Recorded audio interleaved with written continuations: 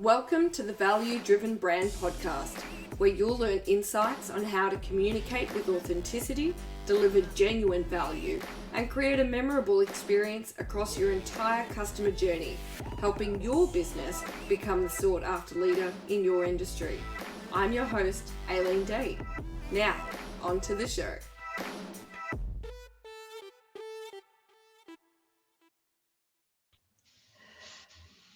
G'day everybody, and welcome back to another episode of the Value Driven Brand Podcast. I am your host, Aileen Day. Thank you so much for joining us again. And today we have a wonderful, special guest, Nicole Lamond from Eloments Tea. Thank you so much for joining us. Hi, Aileen. It's great to be here. Thanks for inviting us on. Now, I said this before, but if you are listening to this podcast, you need to go and check out the YouTube video because Nicole's earrings are smashing. I'm loving them. I'm a big fan. I need to improve my earring collection. I'm pretty sure that's a thing I should do. They're probably cheaper than shoes. Yes, definitely. Yeah, easier to store at least. Yes, absolutely. Now, if you don't know who Nicole is the founder of Eloments Tea and Chi Tea. And to give you, now this is such an impressive bio. It's so impressive, I'm going to read it because it would do no justice to make a mistake. Get this, Nicole is the founder of Universal Village. It's a fair trade tea company that develops fair trade tea products where she gets to combine her passion and entrepreneurship and ethics. Now we're going to talk about this, but ethics and delicious teas. And can I just say, I know they're delicious. I got some samples and they are so, so delicious. Now, Nicole, along with being the founder of Eloments Tea, is also the founder of Chi Tea. And they are the first world's first certified organic vitamin tea brand. I know that's a mouthful, but that is impressive. The world's first. Yes, it did take about 2 years of research and development. Wow. To develop the product, yeah.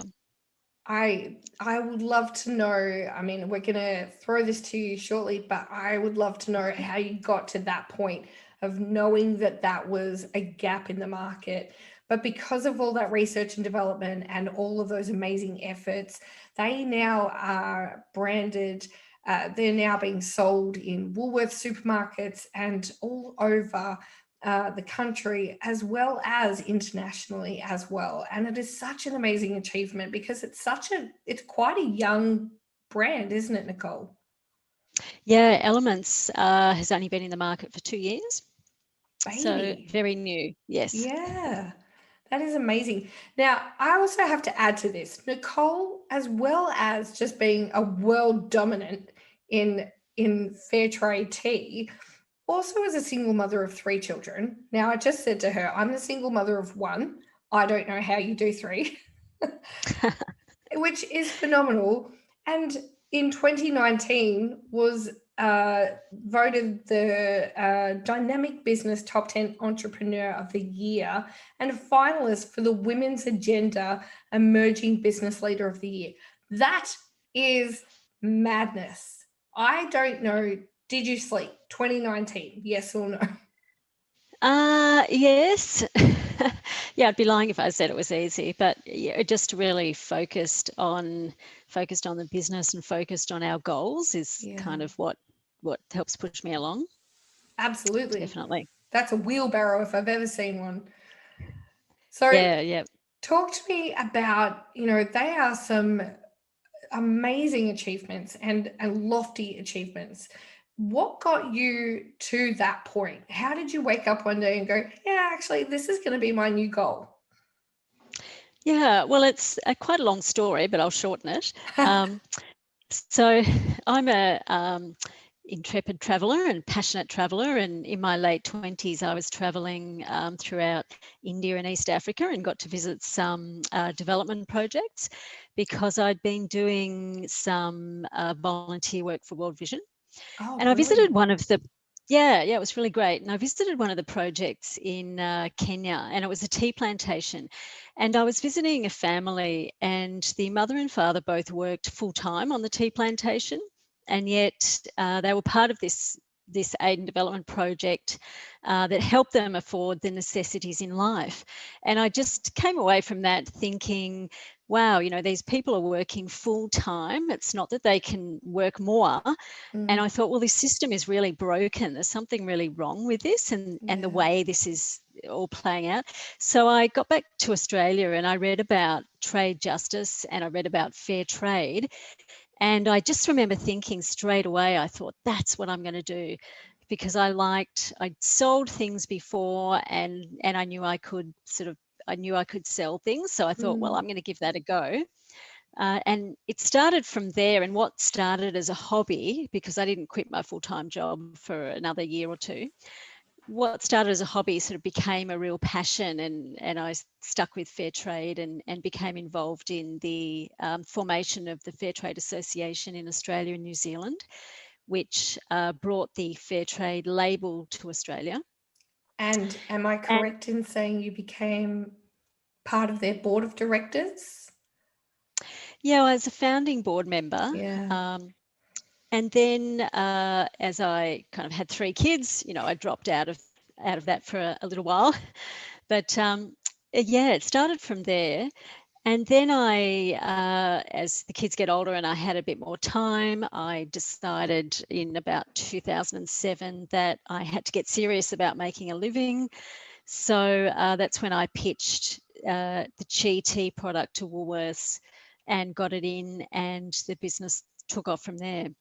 Fantastic. And I ran that business for about 6-7 years, very much as a lifestyle business because I had 3 kids. I wanted to, work from home and have all those conveniences that you like to have.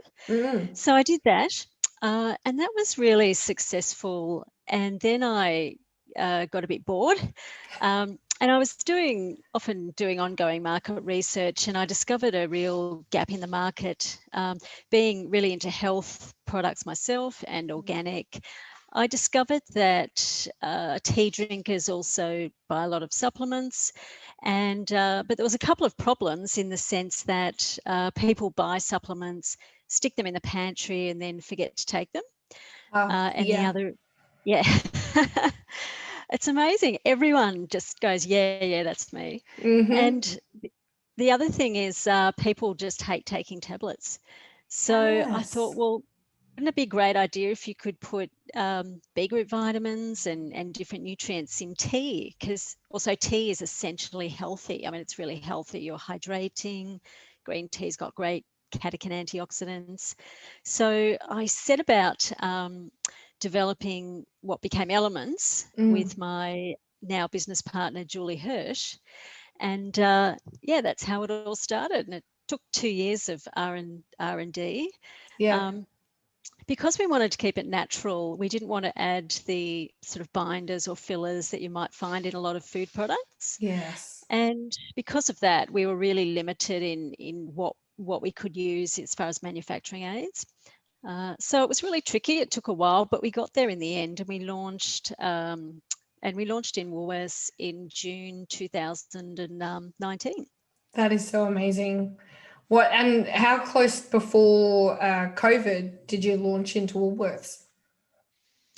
Well, COVID was 2020. So it was 6 months before that. What a nice little pre-COVID present. Yes, yeah.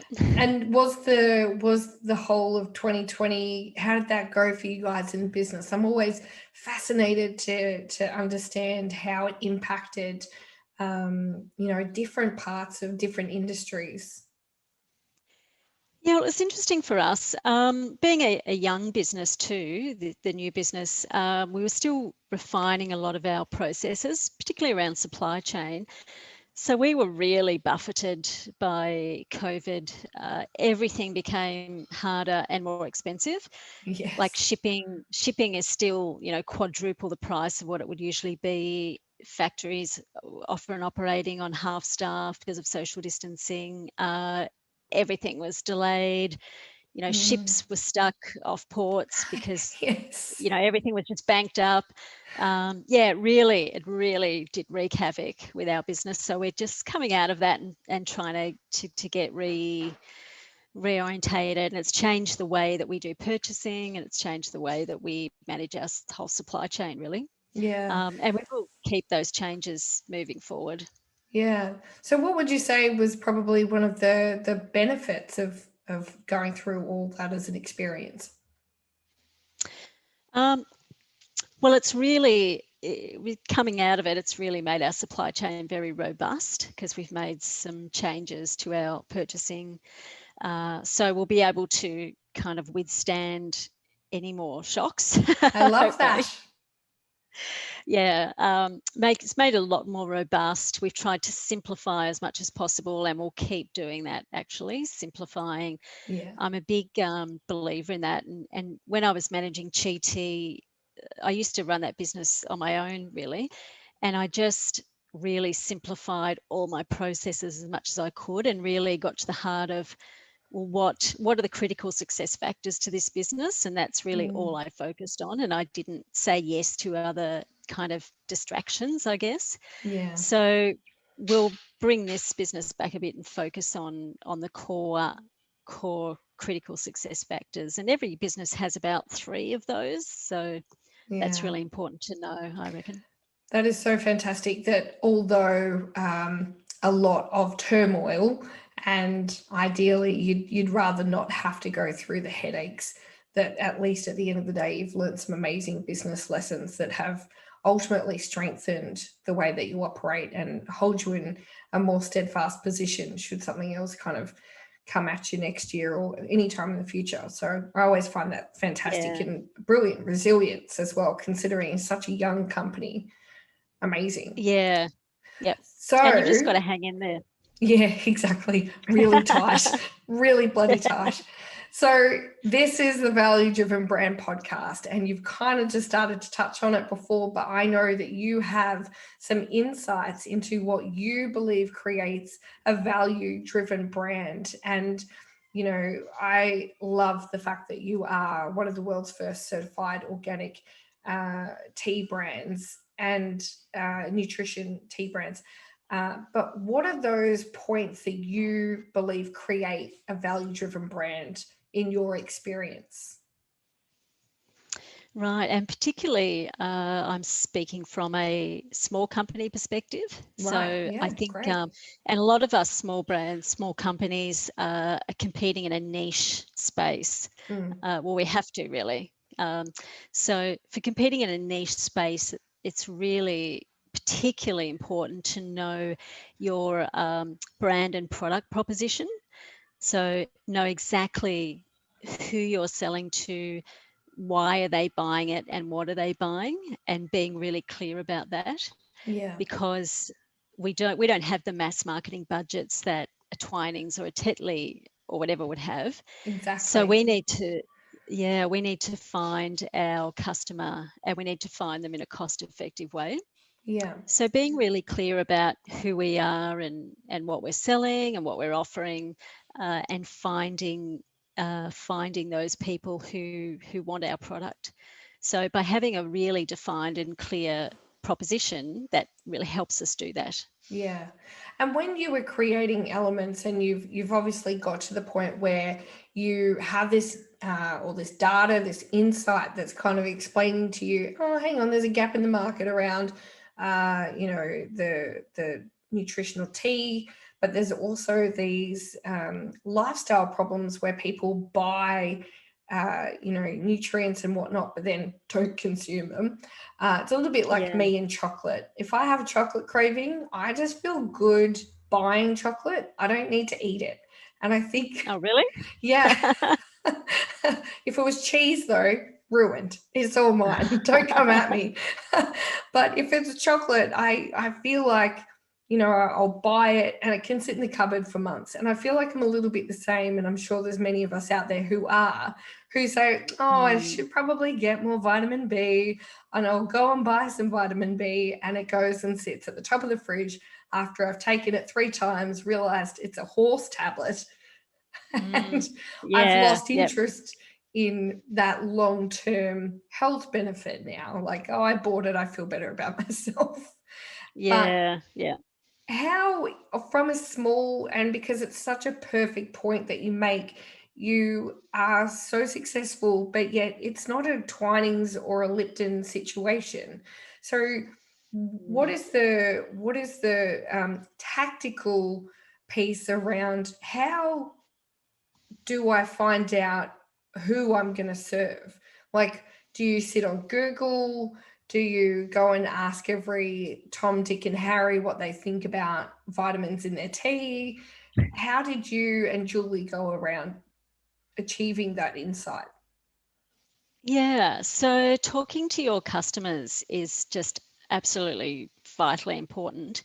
Hmm. Um, and I remember when my business partner Julie joined the business, and I used to have we have the 1300 number coming in, and I would answer it, and I remember her saying, "Oh, is that the best use of your time?"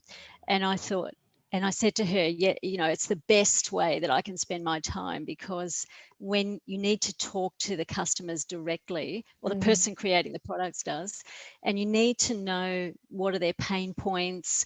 What do they love about your product? What's annoying about your product? What are they looking for? mm, Um, yeah, you need to know all that quite intimately, I love and that. speaking to your customer. So Julie and I actually are emailing customers, we're messaging them, we're speaking to them, and that's really it's so important for a company like ours.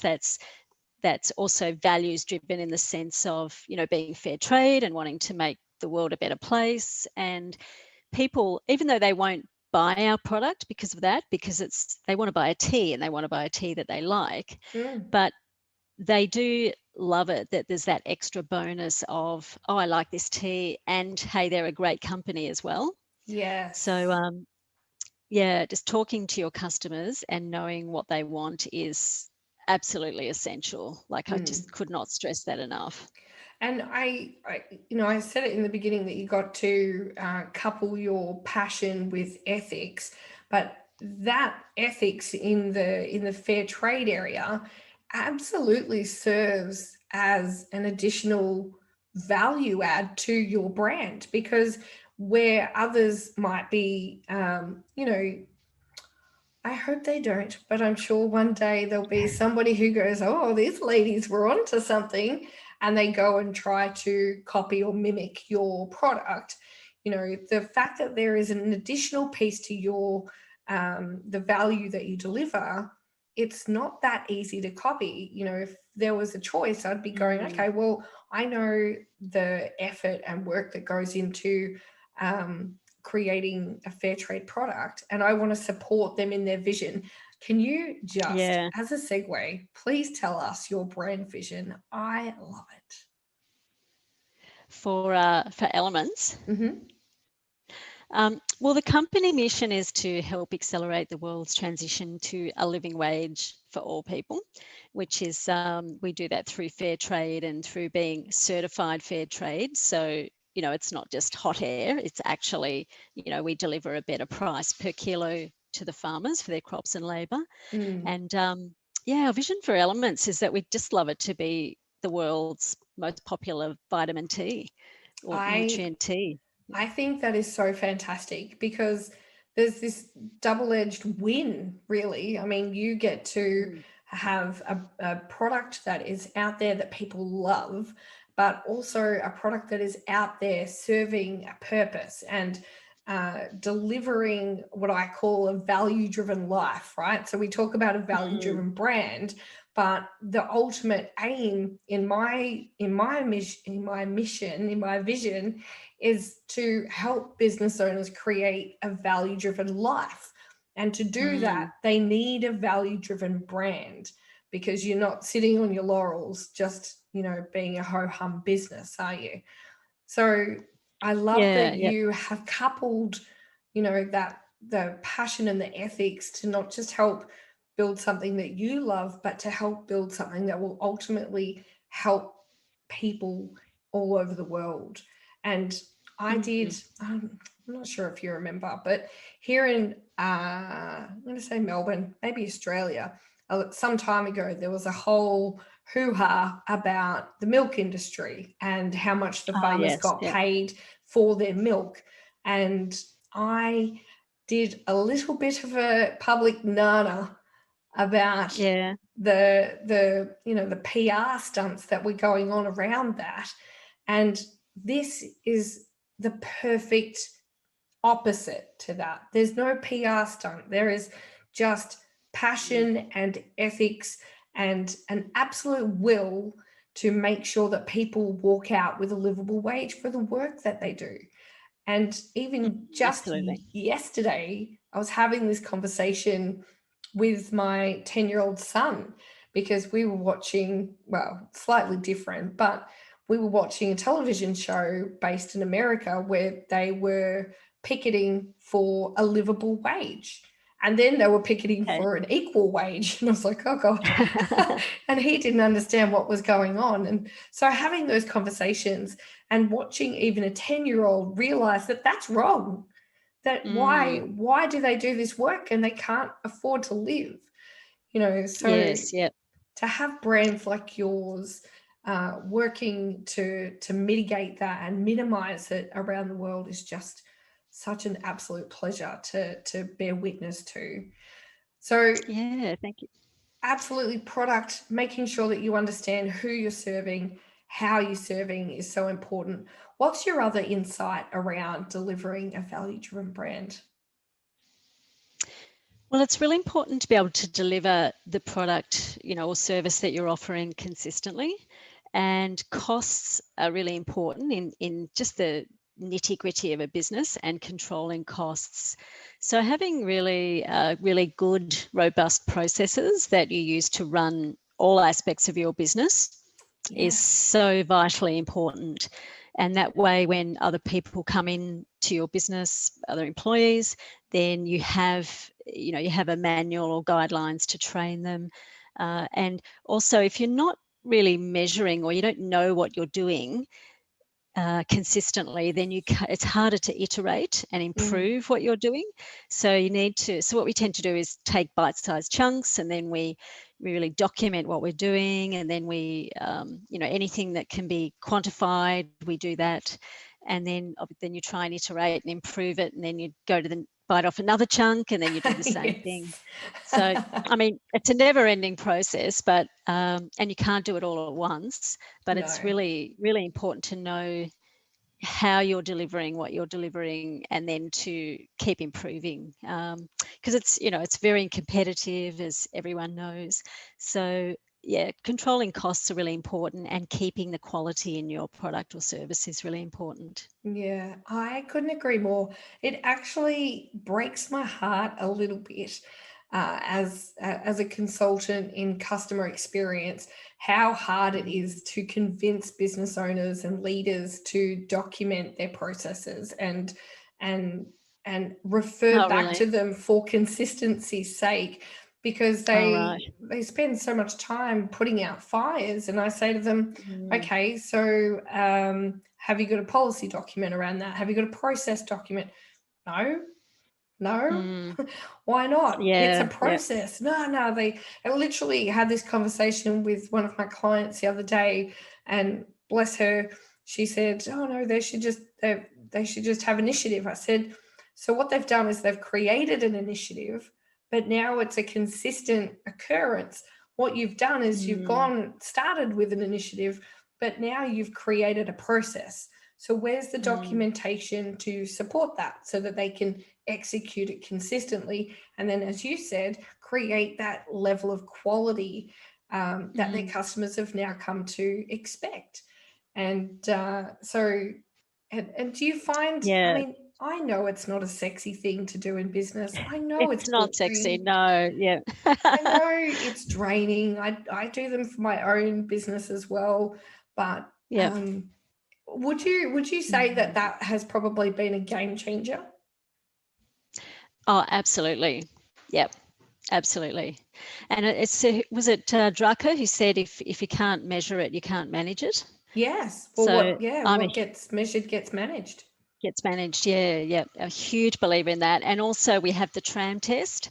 So what's the TRAM test? the TRAM test is one of our sort of policies. So if one of us should get hit by a tram, I mean, we're in Melbourne, so in Melbourne, most likely to be a tram.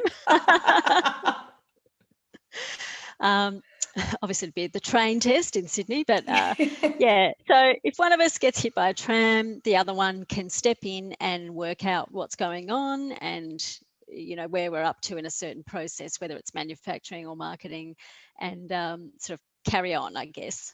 Yeah, absolutely. So, and we kind of touched on this before, you know, talking about scaling and transitioning into that next level of doing business and becoming that trusted, value-driven brand. It doesn't happen. Like, I will categorically tell you, and I'm sure Nicole will absolutely agree with me, it doesn't happen without rigorous policies and procedures in place. Would you agree? Yes, absolutely. And one of the important things to really understand about scaling is that scaling is not increasing revenue. Scaling is increasing revenue without doing more work. So, and if you can't achieve that, then you're really, really going to struggle to scale your business, because you can't keep up. And if you need to employ more people before the business is ready and they can't take the costs, then you know, you're going to struggle to grow a viable business or a sustainable business. So it's all about the model, the business model, and how cash comes into the company and what has to happen to turn that cash into value for the customer, and then delivering that value. And yeah, if you don't have policies and procedures, it's just going to be a big mess. Yeah, absolutely. Or it's going to turn into a big mess. You will definitely just be spending your days and nights, sleepless nights, putting out fires. Yeah, I think that is, look, I will hand on heart say it took me a while to take my own advice, and it's probably more to do with the fact that I work alone. But on the flip side of that, I also have this disdain for myself when I tell other people to do things, and I haven't done it for myself. And I know, but you know, I used to write policies and procedures for Bunnings for the whole country. Okay. So I get it, right? Yeah. It's not exciting. But I also, what's your perception around businesses when they do create, or their resistance to creating policy and procedures? Do you think it's because they think, oh, once it's written, we can't vary away from that? Or what do you think that resistance is? Or is it just because it's such a boring bloody job, nobody wants to do it? Yeah, look, I think there's always a trade-off. So I'm kind of the procedure person in our partnership, and I think there's always a trade-off. Like, I'm not good at holding a lot of information in my head because I'm always off thinking of something else. So I'm very happy to follow a procedure for a repetitive task, because otherwise I'll forget important steps. Yeah. So I was never really resistant to it, but you know, my business partner, Julie, is great at holding a lot of different information in her head. So she can learn something and remember it and then do it the next time and remember it how it's supposed to be. So she probably doesn't see that need to document stuff as much as me. But the problem is when you have a staff member coming in, then you need the procedure. So we're kind of really we're really into documenting stuff and having a procedure, because our business is also very complex, because we're ordering raw materials from around the world and we're sending them to our manufacturer, and we have manufacturing processes. So we have to have a lot of kind of procedures around that.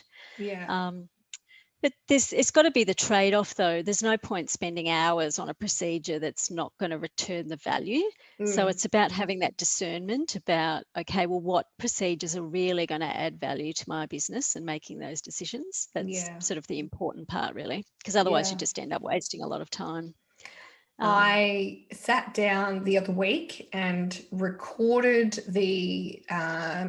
documented the process for producing one of these podcasts the other week. Oh, okay. Yep. And I was complaining to one of my clients that it was taking a long time and it was a very draining process to document. And she said, oh, well, like you tell us we've got to do it, so enjoy. And I had to go and eat my words, because as I was on the phone to her, I was like, I already know how to do it and nobody else does it. It's just me. And Yeah. then lo and behold, I actually do have, I have a gentleman who I send my transcripts to, and he does the transcript part, but everything else I do myself. And I sent him the transcript, and I realized that when I sent him the transcript with the video, that I had made a mistake on the video, and I had to start again from scratch. Oh, no. And I sat there and I thought to myself, that is karma for complaining about documenting a process that I claimed to know with my eyes closed, and then mapped it up. So yeah, right. I literally sat there and thought, wow, okay, even when you think you can still make a mistake. And that is why we need those procedures to be in place, because who's got time? Like, Yep. I literally wasted 6 hours and had to do it again. Oh, no. I think part of the art really is to documenting it in the right format, and so it's a living, breathing document, not some static thing that's kind of going to be forgotten about. A document that you actually use. So making it even slightly interactive can be good. Yes, I love that. Yeah. If That's it's well fantastic. laid out, and is kind of fit for purpose, then it can be it can be really great in the actual implementation as well. Yeah. And I think also, if you take into consideration how people might take information in as well, like I've encouraged some of my clients to use video and screen capture software as well to explain some of their processes, which I think also has helped them get past that barrier of documenting the way they do business, because they might have this block in their mind where they're like, oh, I don't want to write out step 1, step 2. But then if they find a different way to perform it, it's still the same it's still the same outcome. You've documented the way you do business, and that's the main thing at the end of the day. So I think that is a fantastic way to create a value-driven brand. And if you are watching or listening, take Nicole's advice. Set time aside, hold yourself accountable, and put those procedures down on paper. Make them a livable, breathable document. Actually, it's interesting you say that. My podcasting document has got a whole bunch of links in it to make it easy for me to access different programs and whatnot. So in that sense, it's a breathable, living, breathable document. I have to literally use it every time I produce a podcast now. So there's none of that. What is it? Set and forget. No, that's no good. Yeah, that ain't helping anybody. No. So they are some amazing insights into how you have gone about creating value-driven brand. Now, before I let you go, you might not be aware, and if this is your first time listening or watching, you are going to find out that every guest that comes on to the Value-Driven Brand podcast, I ask them for the one song that gets them pumped up for anything. Now, I had to have a laugh because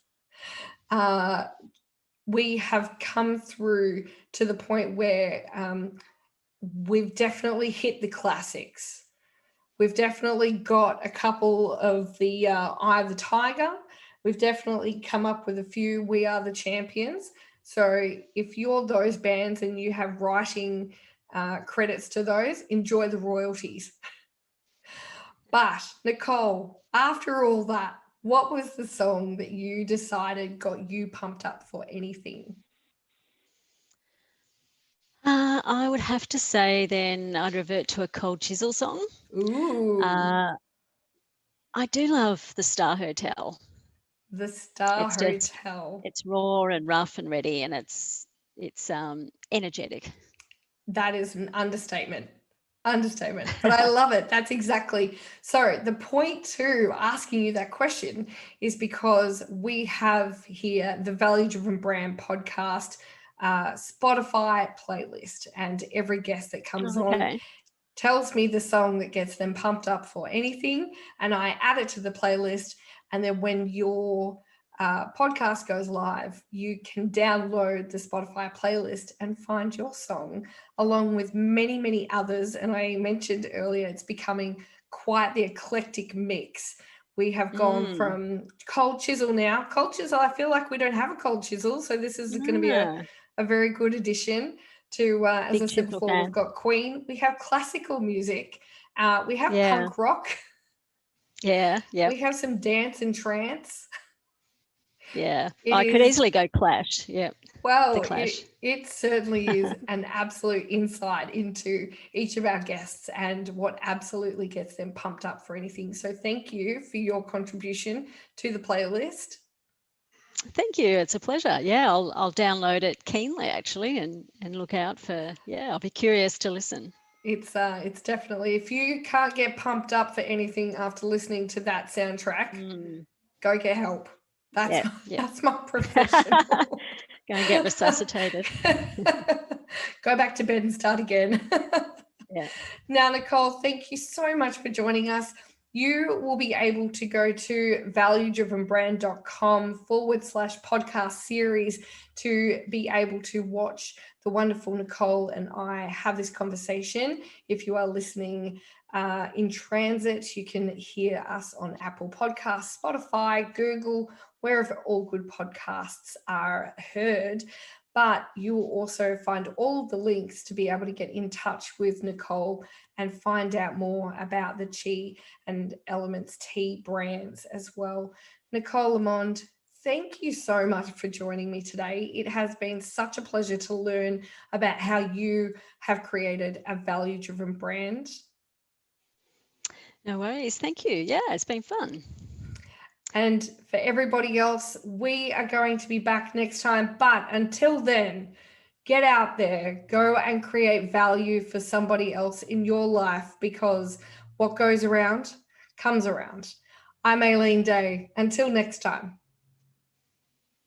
Thanks for listening to the Value Driven Brand podcast with your host, Aileen Day. Is your business struggling to become known as the sought-after leader in your industry? Access our Value Driven Brand quiz and special 3-part podcast series to identify the gaps and what you need to focus on first. Go to www.valuedrivenbrand.com/podcast series. That's valuedrivenbrand.com/podcast series. Tune in next time where we discuss more ideas on how you can deliver your own value-driven brand.